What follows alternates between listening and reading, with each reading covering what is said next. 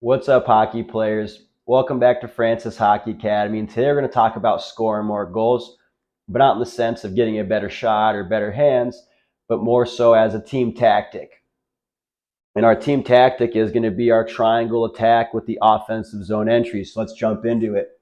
So from the start, F1 is going to be the first player in the zone with the puck. Their first role is to drive wide with speed as they enter the offensive zone. So F1 is going to drive wide with speed into what I'm going to call our decision zone. From this area, F1 is going to be in the position to make the best possible decision with what to do with the puck so we can generate a good quality scoring opportunity. F2 is going to shadow F1 coming in because we want that player to be a support option in case there is a turnover, right? We always want to play from a defensive side of the puck, from a defensive standpoint, because hockey is a game of turnovers. However, once F1 has a clear entry into the zone, F2 is not going to wait up top. And I see this problem a lot with the second forward in. They want to shadow F1 behind, but then stay there and get the pass.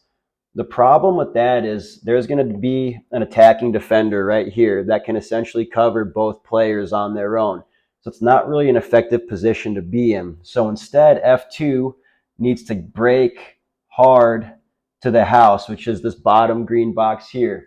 By driving right through the middle hard, you're going to draw the attention of both defensemen to give F1 the time and space to make a good decision with the puck. It is important, though, that F2 goes between the two defensemen and not on one side or the other of the D, because we want pressure down the middle of the ice to create a 2-on-1 on the strong side.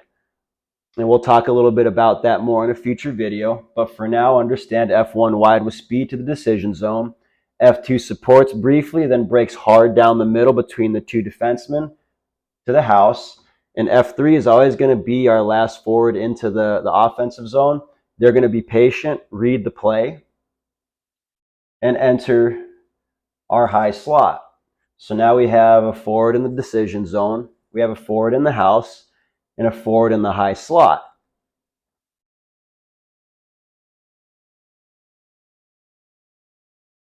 And now we have our attack triangle.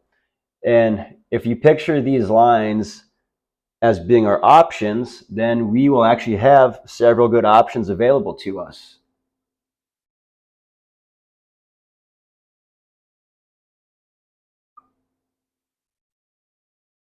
So our first two options are going to be the top of our triangle. F1 can take a shot in which F2 could potentially get a rebound, or F1 can make a shot pass so F2 can get their stick out in the lane and create a tip or a deflection to give them a chance to score.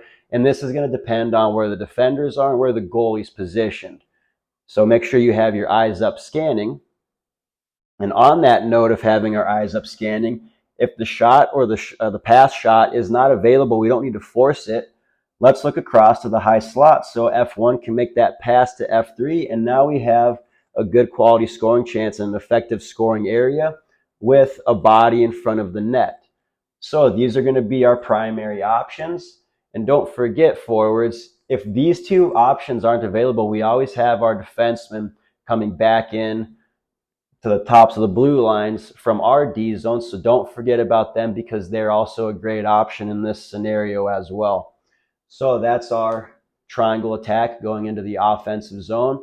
I'm going to have a video linked at the end of this one that goes over some puck control and stick handling drills, because we need to protect the puck efficiently here, meaning we need to put the puck in the right area between our body and the defender to make sure we're protecting it, to maintain possession, because without possession of the puck, none of this matters. So make sure you watch that video to improve your puck handling skills.